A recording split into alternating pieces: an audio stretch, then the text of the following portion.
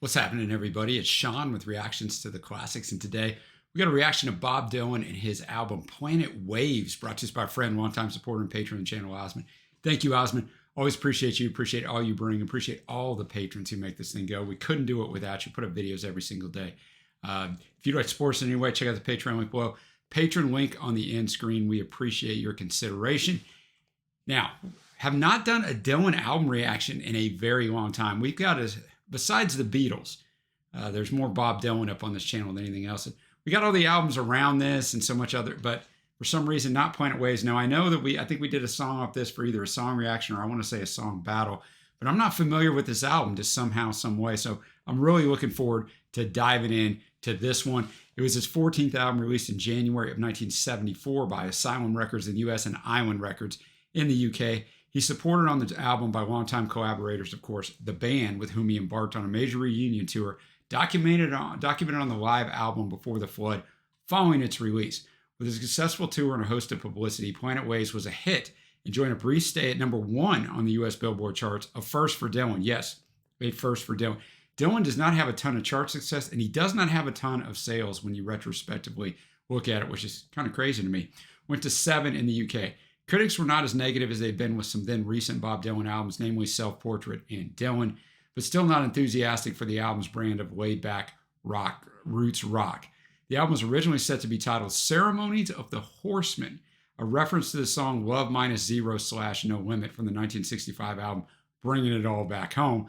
The release was delayed 2 weeks when Dylan decided to change the title at the last minute. The artwork is interesting, right? The cover art is drawn by Dylan himself. Written on the right side of the cover image is the phrase cast iron songs and torch ballads, apparently signaling Dylan's own conception of the album. On the left side is written Moonglow, which is sometimes interpreted as a subtitle. Here's a little bit of how this came about. In the summer of 1973, Robbie Robertson, lead guitarist, of course, of the band, relocated to Malibu, California, not far from Bob's residence. According to Robbie, the idea of collaborating with Dylan evolved from a conversation that took place sometime after July 28th when the band played to hundreds of thousands of people at Summer Jam at Watkins Glen in upstate New York. After much discussion about that experience, the idea of touring again, quote, seemed to really make sense, said Robertson. It was a good idea, kind of step into the past. The other guys in the band came out to Malibu, and we went right to work. Dylan had not toured since 1966 when the band accompanied him as the Hawks. That's what they're originally known as. In the interim, he had played with the band on a number of occasions, most recently a New Year's concert in 1971-72 that was warmly received by the audience. When Dylan joined the band for a test run at Robertson's home in September of 1973, he was satisfied with the results enough to proceed with touring plans. They did eventually tour after this. The tour was quite lucrative, but by the end, they were only playing Forever Young from this album. All tracks, of course, are written by Mr. Dylan. The music will not be in this video, but it will be in a Vimeo link below. Follow along with me. Thanks again, Osman. All right, let's kick it off with the album opener. On a Night Like This, it was the lead single, went to 44 in the US, which is pretty good for a Bob song. It was written in New York a month before the first recording session at the Village Recorder. They recorded it 10 times, and this is the 10th take. As of 2021, Dylan has never performed the song live in concert. According to Dylan, it was not a typical song for him to write, saying that it, quote, comes off as sort of like a drunk man who's temporarily sober. All right, let's go. On a Night Like This, definitely has a band sound to it, right? The instrumentation and arrangement of it, and Bob sounds pretty darn good on here vocally. It's basically just inviting this girl in, right? And they're kind of just going to be together. In the last verse, he says, let the four winds blow around this old cabin door. If I'm not too far off, I think we did this once before. It's supposed to be a reference to similarities between this song and To Be Alone With You on Nashville Skyline. I don't know that album, so I don't know if it is or not. There's more frost on the window glass with each new tender kiss. Some think that's a lot of this album was written with inspiration for his deteriorating relationship with Sarah, his wife, and like maybe this is the mistress, but it sure feels right on a night like this. So a very good way, very good high energy way to start this album out. And you had Dylan on guitar, and he was on the harmonica, Robbie Robertson, of course, guitar, Richard Manuel on keyboard, Garth Hudson on accordion, you could hear that thing in there, Danko on bass, and Levon Helm, of course, on drums. So now we're gonna go to Going, Going, Gone.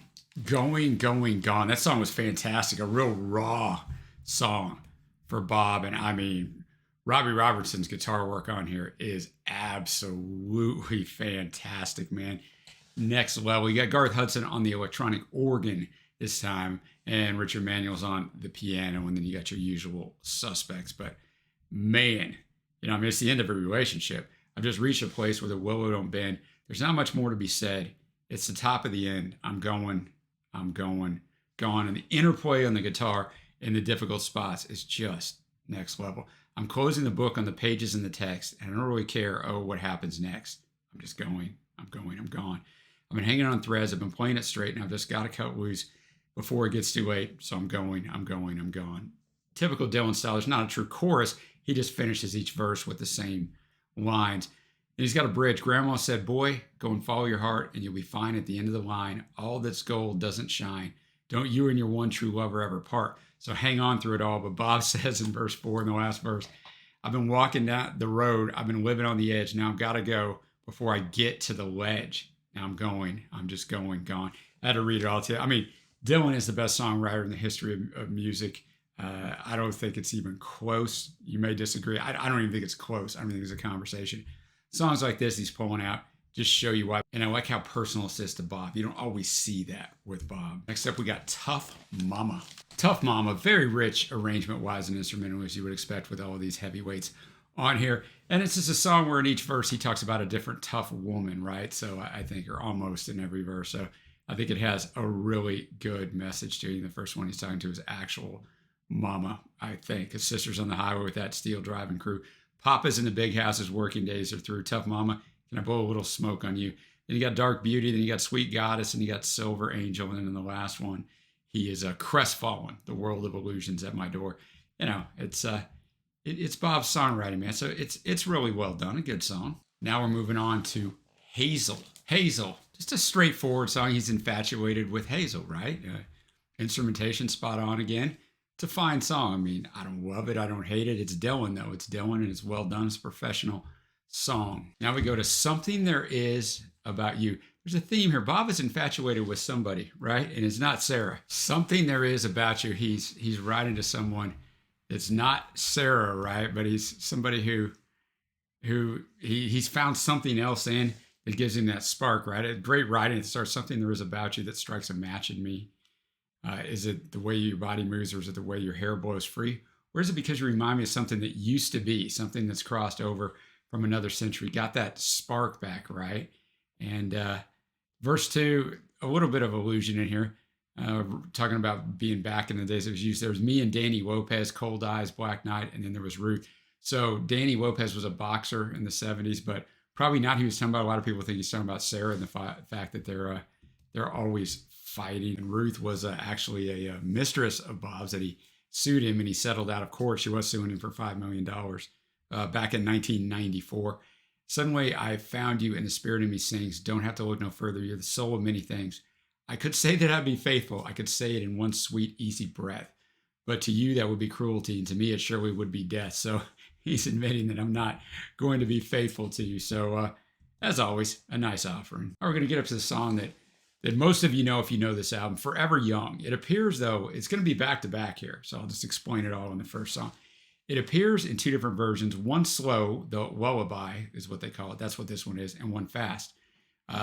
This is the slow version. It ends side one. The fast version starts off side two, which is crazy to do back in the day. A demo version of the song recorded in New York City in June of 1973 is included on Dylan's 85 compilation Biograph.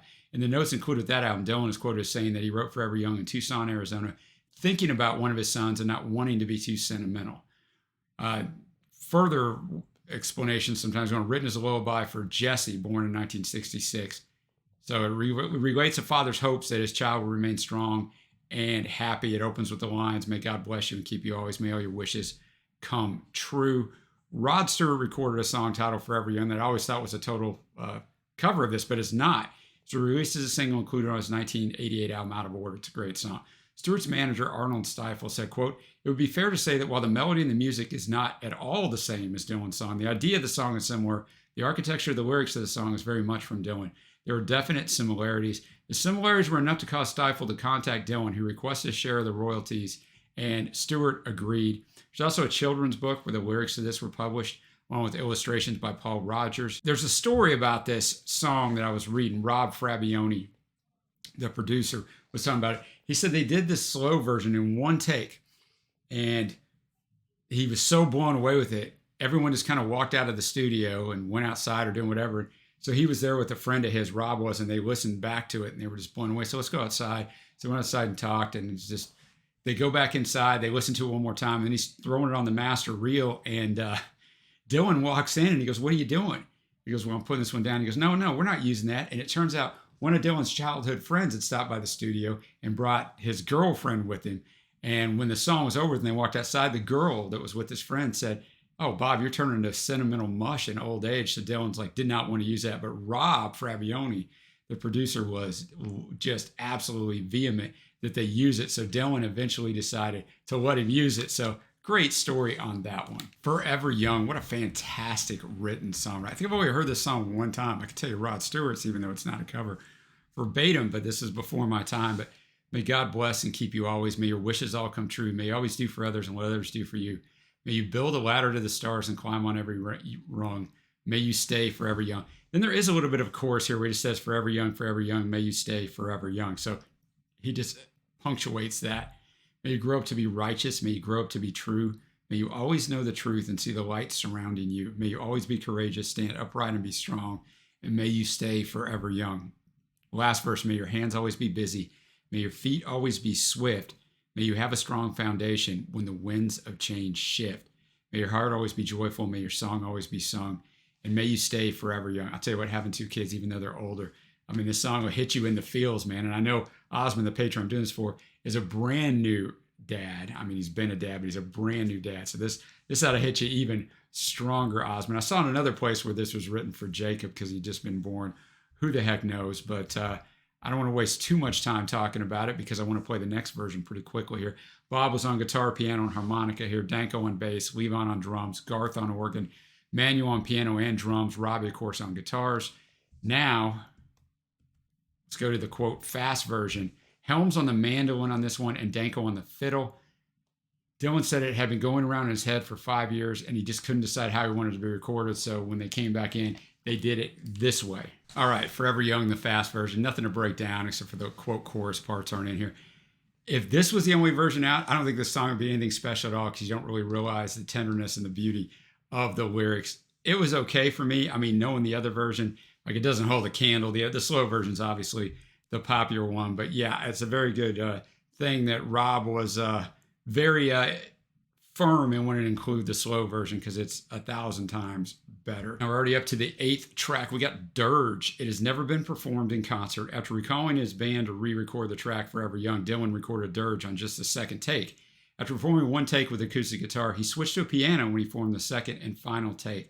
Robbie Robertson played acoustic guitar on the second take, giving the song a bluesy and mandolin-like feel, according to Rob Frabbione, of course, the producer. He said Dylan, quote, wanted kind of a barroom sound from the piano and a raunchy vocal style. So it's just Bob and Robbie, from what I understand, on this one. Durge, very interesting song with just the piano and the guitar on there, and a great guitar performance by Robbie Robertson. Tell me if you've heard that one before. But tell you what, man, don't wrong the greatest songwriter of all time, right? Golly. I hate myself for loving you and the weakness that it showed. You were just a painted face on a trip down Suicide Road. The stage was set, the lights went on all around the old hotel. I hate myself for loving you. And I'm glad the curtain fell because Sarah was a model when they met. And then it just plays out from there.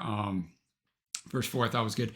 There are those who worship loneliness. I'm not one of them. In this age of fiberglass, I'm searching for a gem. The crystal ball up on the wall hasn't shown me nothing yet. I paid the price of solitude, but at least I'm out of debt. Can't recall a useful thing you ever did for me, except pat me on the back one time when I was on my knees. We stared into each other's eyes till one of us would break. No use to apologize. What difference would it make? It's just, I guess I'll do the last verse too. So good. So sing your praise of progress and of the doom machine. The naked truth is still taboo whenever it can be seen. Lady Luck, who shines on me, will tell you where I'm at. I hate myself for loving you, but I should get over that. Fire lyrics right there. Maybe this one will be more positive. You angel you. You angel you. So yeah, the exact opposite of Durge, right? He's writing this to this girl who he has all this affection for, and he just Can't get her out of his mind. Can't wait to get her around her. You angel, you're as fine as can be. The way you walk and the way you talk is the way it ought to be. So she's the ideal compared to what he was singing about in the last tune. Thought the organ and keyboard work in this was fantastic as well. Now this one could go either way. We go to Never Say Goodbye. Never Say Goodbye. So also just an affirmation of love here, right? Verse 2, you're beautiful beyond words. You're beautiful to me. You can make me cry. Never say goodbye. The crashing waves roll over me as I stand upon the sand. Wait for you to come and grab hold of my hand. Oh, baby, baby, baby blue. You'll change your last name too. You've turned your hair to brown. Love to see it hanging down. So, I mean, Bob is in his feels on both sides on this album. You don't see Bob write too many love songs, but he's in it on these. Now we're to the final track. There's much debate on whether this song is autobiographical or not. Let's read the lyrics and try to decipher that. We got Wedding Song. Wedding Song. Wow. What a song, right? I would say it's definitely probably towards Sarah. I mean, who the heck knows? Only Bob knows. But, the writing's really great. I'm not going to read it all to you, but I love you more than ever, more than time and more than love. I love you more than money, more than the stars above. Love you more than madness, more than dreams upon the sea. Love you more than life itself. You mean that much to me. Ever since you walked right in, the circle's been complete, and talking about all this stuff. You breathed on me and made my life a richer one to give. When I was deep in poverty, you taught me how to give. Dried the tears up from my dreams and pulled me from the hole. I love you more than ever, and it burns me to the soul. You gave me babies 1, 2, 3, and him and Sarah had 3 kids. What is more, you saved my life. Eye for an eye and tooth for tooth. Your love cuts me like a knife. My thoughts of you don't ever rest. They'd kill me if I lie. I'd sacrifice the world for you and watch my senses die. The tune that is yours and mine to play upon this earth, we'll play it out the best we know, whatever it is worth. What's lost is lost. We can't regain what went down in the flood. But happiness to me is you and I love you, and I love you more than blood. It's never been my duty to remake the world at large. So, nor is my intention to sound a battle charge. You're talking about he never was trying to be the savior in the 60s.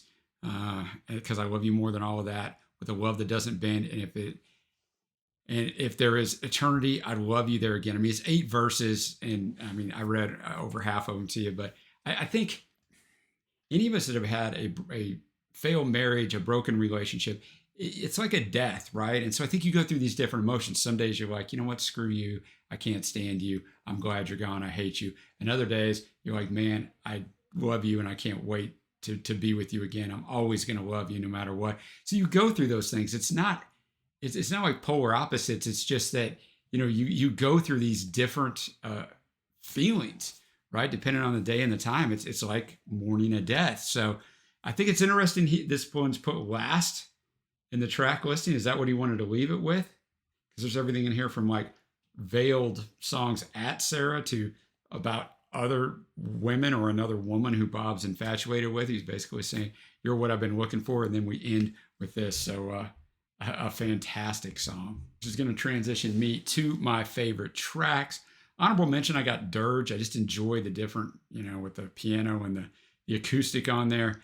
Faves are going to be On a Night Like This, Going, Going, Gone, this last song, Wedding Song, and of course, Forever Young, the slow or lullaby version. Now it's my overall score. I definitely have an affinity for Dylan, although I'll slam him. Well, maybe not slam him, but I'll grade stuff objectively and fairly. I think this album's really good. I think it's really good. And like as far as the band goes being on it, you feel their influence is big time on some songs, but many songs you don't, but a few songs have their definitive trademark sound. I think the band were incredibly talented, right? Not really anything I ever listened to on my own, not really something that I prefer, but I recognize the greatness on it. So it was a nice addition here, although I'm glad they're not on every Dylan album. So overall score on this one, critics were very divided on it. I'm going to be at a 7.75. I think it's a really good Bob offering. I'm glad Osmond brought it.